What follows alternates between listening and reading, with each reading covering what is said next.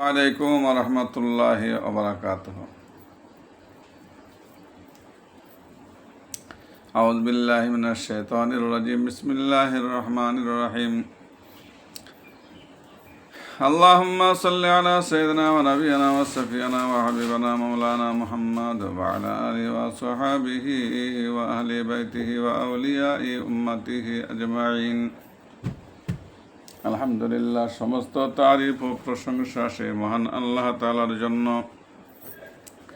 তারপরে পরে আল্লাহ তাআলা যে নবীর ছিল আমাদেরকে বিশ্ব জগতে পাঠিয়েছেন, সে নবীর ওপরে শত কোটি দরুদ ও সালাম বর্ষিত হোক। সকলে বলেন যে আল্লাহুম্মা আমিন। সাল্লাল্লাহু আলাইহি ওয়াসাল্লাম অন্যান্য নবী আলাইহিস সালাম গণেরা আমাদের নবীজির উম্মত হওয়ার জন্য দোয়া করেছিলেন।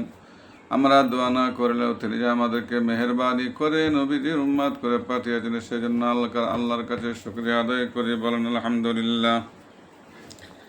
আমি একটা আল্লাহর ওলিদের জীবনী আলোচনা করছি। আজকে আমি হযরতে সাদরে শেখাতি রহমাতুল্লাহ আলাইহি হুজুরের জীবনী আলোচনা করব। ইতিহাসের অন্যান্য বিখ্যাত শহর বাগদাদ, সে বাগদাদের এক বাজারে একদিন আগুন লাগলো, পুড়ে ছাই হয়ে গেল আলো ঝলমল পণ্য। বিপদে শুধু একটি ফলের দোকানের কিছু হলো না, সম্পূর্ণ ক্ষত রইল। দোকানের মালিক তখন দোকানে ছিলেন না, তবে তিনি ধরে নিয়েছিলেন তার দোকানও বেঁচে নেই। কিন্তু যখন জানা গেল তার ফলের দোকানের কোনো ক্ষতি হয়নি, তখন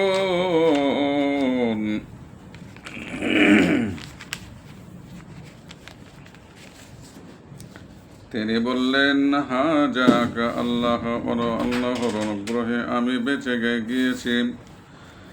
কিন্তু তার মুখের এই কথাটির সঙ্গে সঙ্গে তার অন্তরঙ্গায়িত হয়ে গেল। এলো হঠাৎ আলোর ঝলকানির মতো তার মনের পরিবর্তন, যার অনুগ্রহে তিনি আজ রক্ষা পেয়েছেন। তারই পথে বেরিয়ে পড়লেন। দোকানের যাবতীয় ফল সম্ভার দিন দুঃখীদের মাঝে বিলিয়ে দিয়ে এই মহাভাগ্যবান ফল বিক্রেতা হলেন হযরত শারিশকতি রহমাতুল্লাহ আলাইহি, একজন সিদ্ধকাম সাধক। সাধনার পথে সংযম, দৃঢ়ত ও সংগ্রামে তিনি যে স্বাক্ষর রেখেছেন তার কোনো তুলনা নেই। এই মহান তাপস একাধারে ছিলেন জ্ঞানের সাগর ও মায়া মমতার নিত্য প্রবহমান নির্ঝরিণী। হযরত শারিশকতি রহমাতুল্লাহ ছিলেন বাগদাদের অধিবাসী আর প্রখ্যাত সাধক। হযরত মারুফ কারকি রহমাতুল্লাহ ছিলেন তার মুর্শিদ। হযরত জুনাইদ বাগদাদি রহমাতুল্লাহ ছিলেন তার ভাগিনে। স্বনামধন্য সাধক হযরত হাবিব রাজির রহমাতুল্লাহর সঙ্গেও তার সাক্ষাৎ হয়। তার কাছে থেকেও তিনি আধ্যাত্মিক জ্ঞান অর্জন করেন। আরবি শব্দের অর্থ হলো মাটিতে পড়া। প্রথম জীবনে তিনি মাটিতে পড়া ফল কুড়িয়ে বাজারে বিক্রি করতেন, আর এই থেকে তার নাম হয় শাকতি। আমরা আগে বলেছি, বাগদাদের বাজারে তার একটি ফলের দোকান ছিল। সামনে একখানি পর্দা টাঙিয়ে দিয়ে দোকানে তিনি দৈনিক 1000 রাকাত নামাজ পড়তেন। একবার লাগাস পাহাড়ি এলাকা থেকে এক ব্যক্তি এসে দোকানের পর্দা তুলে তাকে সালাম জানিয়ে বললেন, লাগাস এলাকার অমুক পীরজাদা আপনাকে সালাম দিয়েছেন। হযরত শারিশকতি রহমাতুল্লাহ জবাব দেন, পাহাড়ি এলাকার লোক হয়ে তিনি কোনো বীরত্বের কাজ করেননি, বরং বীরত্বের কাজ হলো জড়বস্তি এলাকায় বসবাস করা মানুষের সঙ্গে সম্পূর্ণ সংস্রব রেখে অন্তরে আল্লাহকে এমনভাবে জাগরুক রাখা যেন মুহূর্তের তরেও তাকে ভুলে না যাওয়া হয়। ব্যবসায়ী হলেও অতিরিক্ত মুনাফা লাভেরও বিরোধী ছিলেন তিনি। 10 দিনার বিক্রি করে লাভ করতেন মাত্র 8 দিনার। একবার 60 দিনার দামে বাদাম কিনলেন, আর তারপরই বাদামের দাম দারুণ বেড়ে গেল। এই সময় এক দালাল এসে জানতে চাইল তিনি তার বাদাম বিক্রি করবেন কিনা। তিনি বাদামের দর জিজ্ঞেস করলেন। দালাল জানালো বাদামের দর এখন 90 টাকা। বাদামের দাম শুনে হযরত শক্তি রহমাতুল্লাহ বললেন, আমার নিয়ম হচ্ছে প্রতি 10 দিনারে মাস আধা দিনার লাভ করা।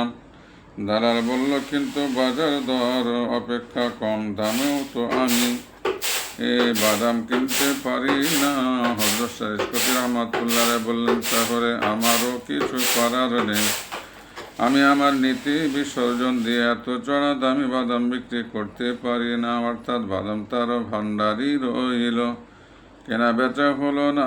তাকে জিজ্ঞেস করা হয়, আপনার সাধনা পথের সূচনা কিরূপ ছিল? হযরত শক্তি রহমাতুল্লাহ জবাব দেন, একবার মহান তাপস হাবিব রাজি রহমাতুল্লাহ তার দোকানে আসেন। তিনি তার হাতে কিছু পণ্য দ্রব্য তুলে নিয়ে অনুরোধ করেন, আপনি এগুলো দরবেশ ঘরের মধ্যে বিলিয়ে দেবেন।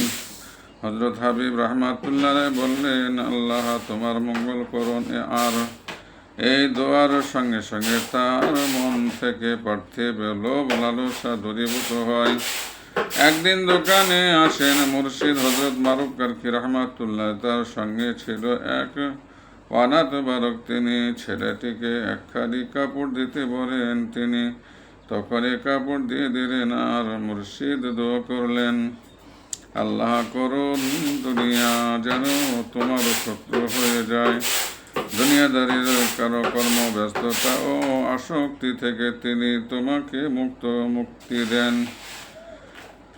পীরের দোয়ার বরকতে ওই দিন থেকে দুনিয়ার সঙ্গে তার সম্পর্ক চিরতরে বিচ্ছিন্ন হয়ে যায়। সমকালে তিনি এক শ্রেষ্ঠ সাধক ছিলেন। তার সম্পর্কে হযরত জুনায়েদ বাগদাদী রহমাতুল্লাহ বলেন, হযরত শরীয়তকারী রহমাতুল্লাহ অপেক্ষা বড় সাধক ও আবেদ আর কাউকে দেখেনি। দীর্ঘ 98 বছরের মধ্যে তিনি কখনো মাটিতে পিঠ লাগাননি। কখনো কখনো দেয়ালে ঠেস দিয়ে বসতেন এবং এভাবেই কিছুক্ষণ ঘুমিয়ে নিতেন। অবশ্য মৃত্যুর আগে অসুস্থ অবস্থায় কিছুদিনের জন্য বিছানায় গা এলিয়ে দিয়েছিলেন। তার অমূল্য উপদেশ বাণী 40 বছর পর্যন্ত আমার মধুপানের ইচ্ছা ছিল, কিন্তু আজ পর্যন্ত সে ইচ্ছা পূরণ করিনি। প্রতিদিন বার এক আয়নায় আমার চেহারা দেখতাম। পাপের কালিমা চেহারায় ফুটে উঠছে কিনা তা দেখাই ছিল আমার উদ্দেশ্য, যা দেখে আমি সাবধান হতে পারি। 2 সালামের উত্তর দেবার সময় তিনি তার চেহারাকে কিছুটা অস্বাভাবিক করে ফেলতেন। এর কারণ জিজ্ঞেস করে তিনি বলেন, হাদিস শরীফে আছে, সালাম আদান প্রদানকারীর প্রতি আল্লাহর তরফ থেকে 100 রহমত অবতীর্ণ হয়, তবে তার 90টি রহমত লাভ করে সে ব্যক্তি উভয়ের মধ্যে যার চেহারা হর্ষোৎফুল্ল থাকে। এই হাদিসের মর্ম অনুযায়ী আমি আমার প্রতি সালাম দাতাকে অধিক রহমতের ভাগে করতে সালাম বিনিময়ের কালে আমার মুখ খানিকে অমন করি। এক রাতে তিনি হযরত ইয়াকুব আলাইহিস সালামকে স্বপ্ন দেখেন। তিনি আল্লাহর নবীকে জিজ্ঞেস করেন, আপনি আল্লাহর সঙ্গে পূর্ণ প্রেমে অক্ষুণ্ণ রেখেও কি করে পুত্র ইউসুফ আলাইহিস সালামকে এত ভালোবাসলেন? এরও প্রশ্ন করার সঙ্গে সঙ্গে কাকা সদৃশ্য বাণী শোনা গেল, হে সরীসৃপতি, আদব রক্ষা করে কথা বলতে হয়। এরপর এক রাতে তিনি পুনরায় হযরত রাসূল সাল্লাল্লাহু আলাইহি ওয়াসাল্লামকে স্বপ্নে দেখেন। সেই সময় তার অন্তরে এমন এক ভাবের সৃষ্টি হয় যে বিকট চিৎকার করে বেহুশ হয়ে পড়েন, আর তা 13 দিন পর্যন্ত স্থায়ী হয়। এরপরে চেতনা ফিরে এলে আবার আকাশবাণী শোনেন, হে সারিস্কতি, স্মরণ রেখো যে আমার বন্ধুদের প্রতি অশিষ্ট আচরণ করে তার এমন দশাই হয়। একবার তিনি এক আল্লাহ প্রাপ্ত ব্যক্তির নাম জিজ্ঞেস করেন। তিনি উত্তর দেন হুয়া, অর্থাৎ তিনি। তাকে আবার জিজ্ঞেস করা হলো, ও আপনি পানাহার করেন কি? এবার তিনি একই উত্তর দেন, হুয়া, অর্থাৎ তিনি। এভাবে প্রতি প্রশ্নের জবাবে তিনি যখন হুয়া বলতে লাগলেন, তখন হযরত সারিস্কতি রাহমাতুল্লাহ বললেন, হুয়া বা তিনির মর্ম কি? আল্লাহ। এ কথা বলার সঙ্গে সঙ্গে প্রচণ্ড জোরে তিনি এমন চিৎকার করে উঠলেন যে তাতেই তার পবিত্র আত্মা দেহের খাঁচা থেকে বের হয়ে তার পরম বন্ধু আল্লাহর সান্নিধ্যে পৌঁছে গেল। হযরত সারিস্কতি রাহমাতুল্লাহ একবার হযরত জুনায়েদ বাগদাদী রাহমাতুল্লাহকে ভালোবাসার অর্থ জিজ্ঞেস করেন। বাগদাদী রাহমাতুল্লাহ বলেন, কেউ কেউ সদৃশ্য বস্তুর দ্বারা, আবার কেউ কেউ সাংকেতিকতার মাধ্যমে ভালোবাসার অর্থ প্রকাশ করেছেন। বাগদাদী রাহমাতুল্লাহর কথা শোনার পর তিনি নিজের একখানি চামড়া ধরে সজোরে টানতে থাকেন, কিন্তু সে চামড়া স্থান থেকে ওঠানো গেল না। তখন তিনি বললেন, আমি যদি কথা বলি যে কেবল ভালোবাসার কারণে আমার চামড়া এভাবে শুকিয়ে গেছে, সম্ভবত তা নির্ভুল হবে না। কথা বলে তিনি যা জ্ঞান হারালেন, কিন্তু এ সময় তার পবিত্র চেহারা ঝকঝকে চাঁদের মতো ঝলমল করে উঠল। ভালোবাসার সম্বন্ধে মন্তব্য করতে গিয়ে হযরত সারিস্কতি রাহমাতুল্লাহ বলেন, ভালোবাসা মানুষকে এমন পর্যায়ে নিয়ে যায় যখন মানুষ তরবারির আঘাতের যন্ত্রণা অনুভব করে না। হযরত জুনায়েদ বাগদাদী রাহমাতুল্লাহ বলেন, ওই দিনটির পূর্বে আমি সত্যি ভালোবাসার সংজ্ঞা সম্বন্ধে অনভিজ্ঞ ছিলাম। সেদিন থেকে আল্লাহ আমাকে ভালোবাসার প্রকৃত অর্থ জানিয়ে দিয়েছেন। যখন তিনি বুঝতে পারতেন কোন লোক তার কাছে বিদ্যার্জনের উদ্দেশ্যে এসেছে, তখন আল্লাহর দরবারে মোনাজাত করতেন, হে দয়াময়, আপনি তাকে এমন বিদ্যা দান করুন যেন তাকে আমার মুখাপেক্ষী হতে না হয় এবং এদের দ্বারা আমার ইবাদতের বিঘ্ন না ঘটে। কোন লোক একটানা 30 বছর ইবাদতে অতিবাহিত করার দুর্লভ সৌভাগ্য লাভ করেন। সেটি কিভাবে লাভ করেন জিজ্ঞেস করলে তিনি বললেন, আমি একবার হযরত সারিস্কতি রাহমাতুল্লাহ দরজায় করাঘাত করি। ভিতর থেকে প্রশ্ন আসে, আপনি কে? আমি জবাব দিই, আপনার এক পরিচিত ব্যক্তি। একথা শুনে তিনি দোয়া করেন, হে প্রভু, তুমি তাকে এমন করো যেন আপনি ছাড়া কারো সঙ্গে তার পরিচয় না থাকে। আর সেদিন থেকে আমার মর্যাদা ধীরে ধীরে বৃদ্ধি পেল। আমি উঠে এসেছি বর্তমান পর্যায়ে। এক ধর্ম সভায় বক্তৃত্ব দিচ্ছেন হযরত সারিস্কতি রাহমাতুল্লাহ। এই সময় খলিফার সভাসদ আমর ইবনে ইয়াজিদ বহু অনুচর সহ সভার পথ দিয়ে যাচ্ছিলেন।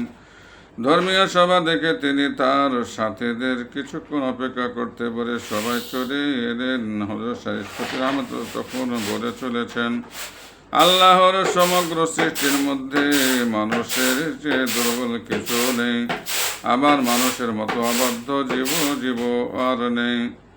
হায় রে মানুষ, এমন দুর্বল ও অক্ষম হওয়া সত্ত্বেও সর্বশক্তিমান আল্লাহর অবাধ্যতা করছ। বক্তার এই বাক্যটি যেন তীরের মতো আর ইয়াজিদের বুকে বিদ্ধ হয়।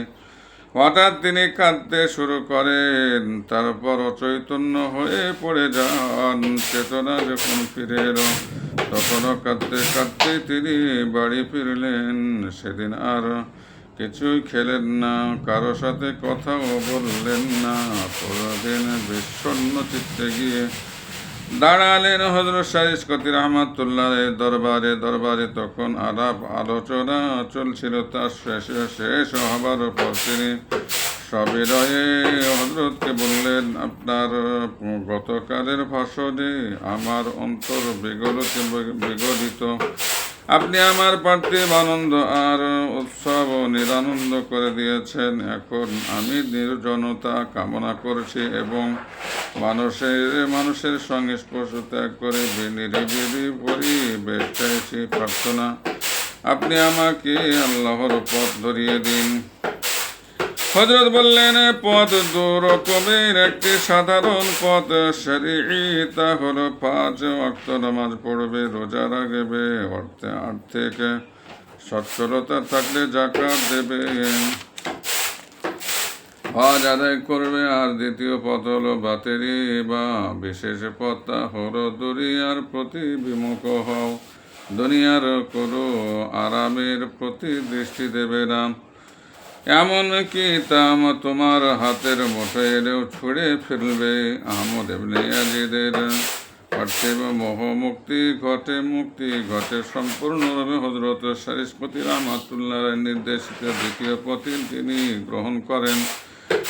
একদিন জমকালো পোশাক ছুঁড়ে ফেলে মোটা কম্বল আর চটের পোশাক পরে নির্জন বনে চলে যান। বেশ কিছুদিন কেটে গেল। একদিন আহমদ ইবনে ইয়াজিদের বৃদ্ধা জননী বুক চাপড়াতে কাঁদতে চলে এলেন হযরত শাহ ইশকতি রহমাতুল্লাহের দরবারে। আমার একমাত্র সন্তান আপনার সংস্পর্শে সে কোথায় যেন বেরাগী হয়ে চলে গেল, আর খবর নেই বেঁচে আছে কিনা তাও জানি না। দয়া করে তার একটু খোঁজ দিন। হযরত শাহ ইশকতি রহমাতুল্লাহ পুত্র বিরহ কাতর জননীকে প্রচুর প্রবোধ ও সান্ত্বনা দিয়ে বললেন, আপনার পুত্র সৌভাগ্যক্রমে সত্য ও খাঁটি পথ অবলম্বন করে পৃথিবীর মোহ ত্যাগ করেছে। নিশ্চয় তার কোনো বিপদ ঘটেনি। সে যথাসময়ে আমার এখানে আসবে, আমি তখন আপনাকে খবর পাঠাবো। আপনি নিশ্চিন্ত থাকুন। অনেকদিন পর আহমদ ইবনে ইয়াজিদ সত্যি হযরত শাহ ইশকতি রহমাতুল্লাহের দরবারে এসে হাজির হলেন। আর প্রতিশ্রুতি মতো তিনি তার বৃদ্ধা জননীর কাছে খবর দিলেন। আহমদ তখন ভীষণ কৃশ আর দুর্বল, আর মস্তি কঙ্কাল সার। তিনি হযরত শাহ ইশকতি রহমাতুল্লাহকে বললেন, আপনি আমার অলস ঘুম ভাঙিয়ে যেভাবে কৃতার্থ করেছেন তার কোনো বিনিময় দিতে আমি সক্ষম নই। আল্লাহ পাকের দরবারে বলেছি, তিনি আপনার পুরস্কার প্রদান করুন। দুই মহাত্মার মধ্যে কথাবার্তা চলছে, এমন সময় এসে পড়লেন আহমদ জননী সঙ্গে সন্তান সহ তার স্ত্রী। তারা দেখলেন একজন জরাজীর্ণ মানুষ, নিরক্ত বিবর্ণ শরীর, ঝুঁকে পড়েছে সামনের দিকে, পরনে শতচ্ছিন্ন পোশাক, মাথার চুল অবিন্যস্ত। পুত্রের দুর্দশা দেখে জননী তার স্থির থাকতে পারলেন না। তার ওপর ঝাঁপিয়ে পড়ে বুকে জড়িয়ে অঝোর ধারায় কাঁদতে লাগলেন। এক পাশে দাঁড়িয়ে কাঁদতে লাগলো স্ত্রী ও সন্তান। তার সে কান্না সংক্রমিত হলো সারা দরবারে। স্বয়ং হযরত শাহ ইশকতি রহমাতুল্লাহ অশ্রু সংবরণ করতে পারলেন না। পুত্রকে বাড়ি নিয়ে যাওয়ার জন্য মা যথাসাধ্য চেষ্টা করলেন, কিন্তু ইবনে ইয়াজিদ আর ঘরে ফিরে যেতে চাইলেন না। আমাদের স্ত্রী তার পুত্র সন্তানটিকে স্বামীর সামনে দাঁড় করিয়ে দিয়ে বললেন, আপনি ফেরত না চান আপত্তি নেই, কিন্তু ছেলেটিকে সঙ্গে নিয়ে যান। ইবনে ইয়াজিদ তখন হযরত শাহ ইশকতি রহমাতুল্লাহকে বললেন, আপনি কেন আমার চলার পথে অন্তরায় সৃষ্টি করলেন? আপনি এদের খবর না দিলে তো আমি এমন বিপাকে পড়তাম না। আহমদ ইবনে ইয়াজিদের স্ত্রী বললেন, আপনি বর্তমান থাকতে আমাকে বিধবা করেছেন, করুন, কিন্তু এই মাসুম ছেলেটিকে অনাথ করতে চলেছেন, এ কেমন বিচার? দয়া করে তাকে সাথে নিন, না হলে এর বিষণ্ণ মুখের দিকে তাকিয়ে আমি আর স্থির থাকতে পারবো না। এবার আহমদ বললেন, তাই হবে, আমি একে একে আমার সঙ্গে নিয়ে যাচ্ছি। এবারে তিনি পরনের পোশাক পরিয়ে দিলেন, এক টুকরো পুরো কম্বল হাতে দিলেন, একটি থলে। তারপর তাকে নিয়ে দরবার ত্যাগ করলেন। এই দৃশ্য দেখে নিজেকে আর ধরে রাখতে পারলেন না। আহমদ জননী, কাজ নেই, তোমার কলজের টুকরোকে সঙ্গে দিয়ে বলে তিনি তার আদরের পৌত্রকে পিতার কাছ থেকে কেড়ে নিলেন, আবার বনে গেলেন। আহমদ ইবনে ইয়াজিদ এই ঘটনার কয়েক বছর পর এসার সময় এক লোক এসে হযরত সারিকতি রাহমাতুল্লাহকে বললেন, আহমদ খবর পাঠিয়েছেন, তার সময় খুবই সংকীর্ণ, তিনি একবার তার কাছে গেলে বড় কৃতার্থ হন। সঙ্গে সঙ্গে হযরত সারিকতি রাহমাতুল্লাহ রওনা হলেন। বনে গিয়ে দেখলেন আহমদ শুয়ে আছেন মাটির বিছানায়, অন্তিম লগ্ন আসন্ন, জীব আর ঠোঁট নড়ছে, কেবল নিজের কান পেতে তিনি শুনলেন অস্পষ্ট স্বরে আহমদ বলছেন, এ প্রকারের উদ্দেশ্যে কর্মীদের কার্য অবশ্য কর্তব্য। হযরত সারিকতি রাহমাতুল্লাহ আহমদের মাথা তুলে নিলেন নিজের কোলের ওপর। তখন আহমদ চোখ খুলে বললেন, হুজুর, একেবারে শেষ মুহূর্তে এসেছেন, আর একটু সময় নেই। কথা বলার সঙ্গে সঙ্গে তার বুকের শেষ স্পন্দনটি শেষবারের মতো থেমে গেল।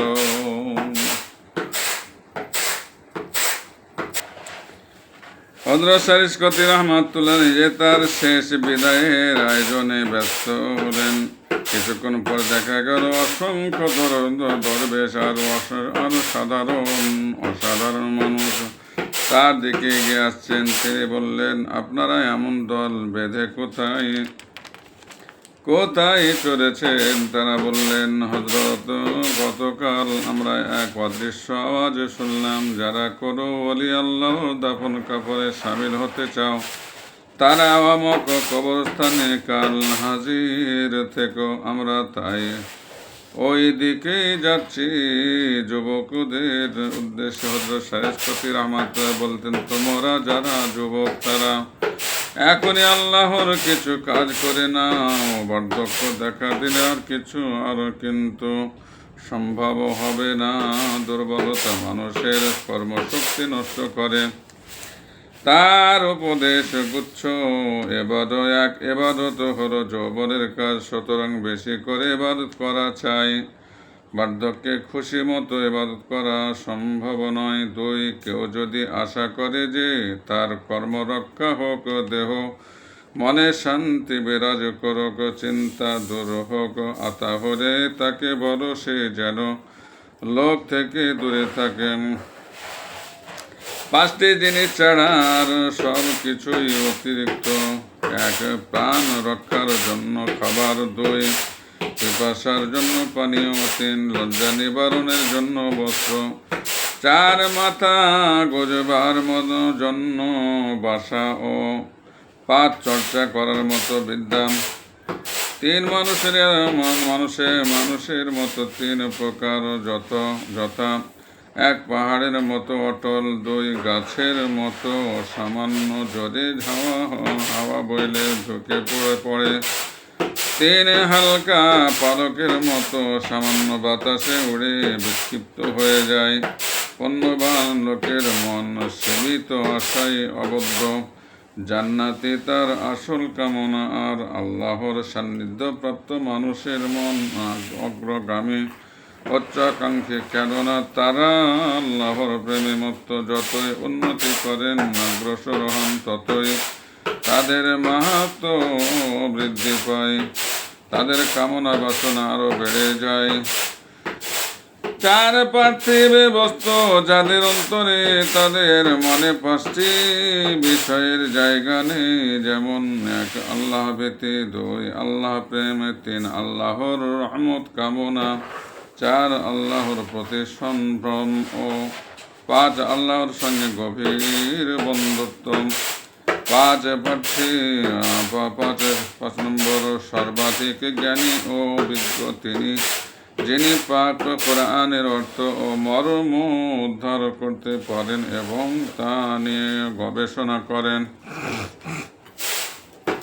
6 নম্বর প্রকৃত আরেফ সে ব্যক্তি যার আল্লাহ আহার রোগীদের মতো, নিদ্রা সর্পদষ্ট লোকের মতো, যার জীবন পানি মগন মানুষের মতো।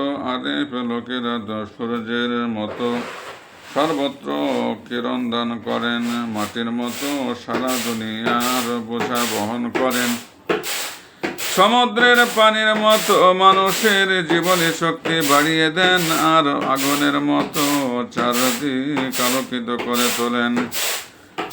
7 নম্বর তিনটি বিষয়ের নাম তাসাউফ, যথা 1 নম্বর সেটি এমন মারেফত যা মানুষের ধর্ম নিষ্ঠা দূর করে দেয় না। 2 সেটি আধ্যাত্মিক ক্ষেত্রে এমন পদক্ষেপ ও কার্যক্রম যা কোরআন হাদিসের বিপরীতে নয়। 3 সেটি এমন অলৌকিক যা মানুষকে নিষিদ্ধ কাজ থেকে বিরত রাখতে সহায়ক হয়। 8 নম্বর অনুমান বা সন্দেহের ওপর নির্ভর করে কারোর সঙ্গে সম্পর্ক স্থাপন ও ছিন্ন করা ঠিক নয়। পাপ থেকে দূরে থাকতে হয় 3টি কারণে, যথা জাহান্নামের ভয়ে, 2 জান্নাতের আশায়, 3 আল্লাহর লজ্জায়, 10 আল্লাহর প্রতি হযরত শারিশকতি রাহমাতুল্লাহ এর ফরিয়াদ। আল্লাহ সর্বদর্শী, সর্বজ্ঞ, সর্বশ্রুতি সম্পন্ন বলে তার দরবারে তিনি মোনাজাত করতে পারেন না। আল্লাহর মারিফাত তাকে ভ্রান্ত করেছে জিহ্বার দ্বারা, তার দ্বারা তিনি তার জিকির করেন না। এই কারণে জিহ্বা ভালো মন্দ বহু কথা বলে, জিহ্বার কোনো সংযম নেই। জিহ্বা দ্বারা অস্থির কদার্য ও কর্কশ বাক্য সমূহ উচ্চারিত হয়। কাজেই মহান আল্লাহর দ্বারা আল্লাহর পবিত্র নাম এই অপবিত্র জিহ্বায় উচ্চারণ করতে তার অত্যন্ত লজ্জা হয়। হযরত জুনাইদ বাগদাদী রাহমাতুল্লাহ বলেন, একদিন শারিশকতি রাহমাতুল্লাহ উক্তি করেন, আমি বাগদাদ শহরে এই জন্য মরতে চাই না যে আমার পাপে বাগদাদের মাটি আমাকে কবুল করবে না, যার ফলে আমার ওপর যারা ভালো ধারণা পোষণ করে তারাও খারাপ ধারণা করবে। হযরত জুনাইদ বাগদাদী রাহমাতুল্লাহ বলেন, হযরত শারিশকতি রাহমাতুল্লাহ বেশি অসুস্থ হয়ে পড়লে তিনি তার পরিচর্যার জন্য হাজির হন। তখন খুব গরম চলছিল, তাই একখানা পাখা নিয়ে তিনি তাকে হাওয়া করতে শুরু করেন, কিন্তু হযরত শারিশকতি রাহমাতুল্লাহ পাখা করতে নিষেধ করে বললেন, বাতাস আগুনের তেজ বহু গুণ বাড়িয়ে দেয়। শেষ মুহূর্তে বাগদাদী কিছু উপদেশ প্রার্থনা করলে তিনি বললেন, মানুষের সান্নিধ্য বর্জন করে শুধু আল্লাহর ধ্যান ধারণা নিয়ে থাকো। তার এই উপদেশ শুনে হযরত জুনাইদ বাগদাদী রাহমাতুল্লাহ বলে উঠলেন, এ কথা যদি আমাকে আগে বলতেন তাহলে হয়তো বা আমি আপনার সংস্পর্শে আসতাম না। এখানে শেষ। আসসালামু আলাইকুম ওয়া রাহমাতুল্লাহি ওয়া বারাকাতুহু।